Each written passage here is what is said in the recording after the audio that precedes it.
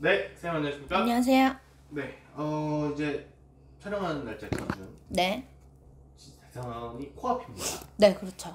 네, 이제 뭐 거의 내일 모레면 선거인데 네. 사실 사전투표는 이미 했고요. 네. 네, 그래서 사실 마지막으로 좀 여쭤보고 싶습니다. 네. 단도직입적으로 여쭤보면 네. 이재명, 김문수 두 후보 중에 대통령이 될 사람은 누군지, 그리고 앞으로 우리나라는 어떻게 흘러가는지 이런 네. 거 좀 여쭤보고 네네. 싶어요. 우선 둘 중에 짙은 건 다들 그냥 마음으로 생각하시다시피 파란 쪽이겠죠. 짙은 건. 근데 변수는 어디에든 있어요. 전날에도 어떤 이슈가 터져서 바로 당일에 어떤 이 기울기가 될 수 있는 거거든요. 그래서 지금 현재로 봤을 때는 뭐 다들 아시다시피 파란 쪽이 우세하긴 합니다. 근데 몰라요. 이 어떤 판도가 바뀔 기운이 없진 않아요. 그래서 사실 전날 혹은 전날 12시 넘어가기 전 그때가 제일 명확하겠죠. 근데 지금은 기울기 정도는 파란 쪽이 좀 더 우세해요. 하지만 파란 쪽은 계속 입에 오르내리고 있어요. 그게 문제예요. 처음에도 말했듯이 4개의 관문이 있으면 그걸 잘 넘어가야 된다고 제가 말씀드렸었는데 네. 그 관문 넘기가 하나 넘었더니 또 그만큼 더 높아지고 더 높아지고 더 높아지는 형국이기 때문에 잘 넘어가신다면 충분히 가능하죠. 알겠습니다. 그러면 어쨌든 확률 자체는 그럼요. 이재명 후보가 조금 더 네. 높은 걸로, 네. 유리한 걸로. 근데 변수는 저는 있다고 봐요. 어떤 변수가 있을까요? 어떤 변수냐면 이쪽 빨간색은 가만히 있어도 다른 데서 막 불을 붙여줘요. 그래서 내가 움직이지 않아도 계속 나오네, 계속 나오네, 계속 나오네 이렇게 나오기 때문에 왜 누워서 떡 먹기 그리고 남이 다 해놓은 거 내가 거저 먹는 이런 형국이 될 수 있어요. 그렇기 때문에 지금 막 빠지기 때문에 더 이 건져 올리는 게 더 많을 수 있거든. 그리고 앞서 말했던 그분 쪽은 계속 터져요. 이것저것이. 이재명 후보 쪽에서 논란이 계속 나오고 그럼요. 그래서 하나 불 껐더니 잔불이 있어서 또 생기고 또 생기고 이것 때문에 처치만 잘해 가신다면 무난할 거라고 보여요. 알겠습니다. 네. 그러면 뭐 누가 당선이 될지는 아직 뭐 모르지만 그럼요. 뭐 어쨌든 투표는 다가오고 있고 네. 가장 이제 또 관심사가 높았던 것 중에 하나가 대선 앞두고 이준석 후보랑 단일화 한다 안 한다 이거거든요. 저희가 촬영하는 날짜까지는 아직 단일화가 없습니다.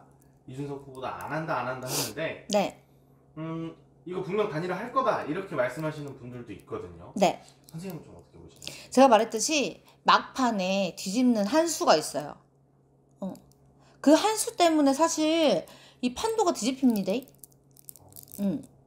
왜 앞전에도 그랬잖아요. 모두가 다 그렇게 했지만 막판에 어떻게 됐어요? 바뀌어서 됐죠. 그런 식으로가 있어요. 이런 기운이 항시 있어요. 그 기운이 없는 때도 있겠지만 올해는 또 있어요. 그 기운이. 그래서 사실 우리나라가 제일 1등이잖아요. 한다고 했다 안 한다고 하는 거. 또 안 한다고 했다 한다고 하는 거. 그러니까 믿지 마세요. 모든 분들이 다 믿고 안심하게 했다가 뒤통수 치는 게 우리나라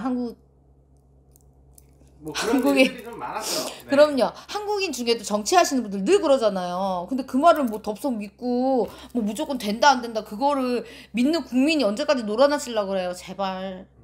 그러면 어쨌든 투표하는 분명히 뒤집힐 날까지 일이 있어요. 뭔가 변수는 있다. 네. 그 변수 때문에 확 바뀝니다.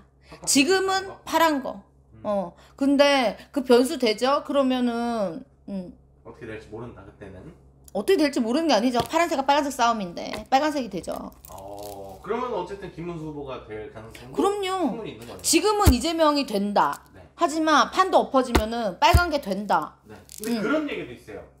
김문수가 사퇴하고 이준석으로 뭉쳐야 된다. 누가 그런 말도 안 되는 소리 하시는지는 모르겠지만 네. 그 판단은 틀렸습니다. 알겠습니다. 뭐 이 단일화 얘기는 여기까지 하고요. 그러면 이제 앞으로 대한민국은 어떻게 될 것인지. 원래 이거는 나라의 주인이 누구냐에 따라서 확 바뀌어요. 하지만 누가 되더라도 똑같은 거 내가 알려줄게. 그게 뭐냐면 1번. 자, 부동산이 다시 살아는 나요. 근데 중요한 건 이제 뭐 위쪽으로 가면 성한다, 말도 한양 가면 성한다 아니야.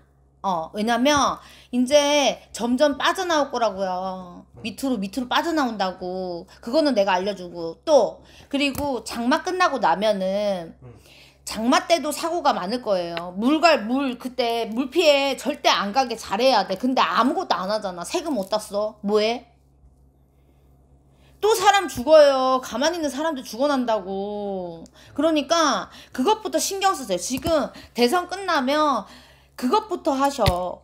그것부터. 그리고 자, 장마 끝나고 나면 질병 엄청 유행해요. 근데 지금 의사 없어.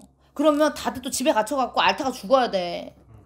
큰일 나요. 그렇기 때문에 지금 또 누구는 또 코로나가 다시 유행하는 근데 코로나에 버금가는 유행 질병이 돌 거예요. 그래서 모기, 해충 관리 잘해야 되는데 지금 뭐 대선이고 뭐고 한다고 지들끼리 싸울 게 아니라 지금 국민들 건강부터 안정을 챙겨야죠. 의사가 없고 애들을 막 보내갖고 애를 사람을 죽이고 응급실에서 그러고 있는데 제일 중요한 것부터 해야 된다고. 다시 질병이 겁나 유행해요, 여러분. 그러니까 손 씻기부터 진짜 잘해야 되고 그렇기 때문에 요거 두 개가 제일 큰 안건이에요. 그리고 갑자기 돌아가시는 사고가 많기 때문에 교통사고 관련해서도 부디 좀 신경을 쓰세요.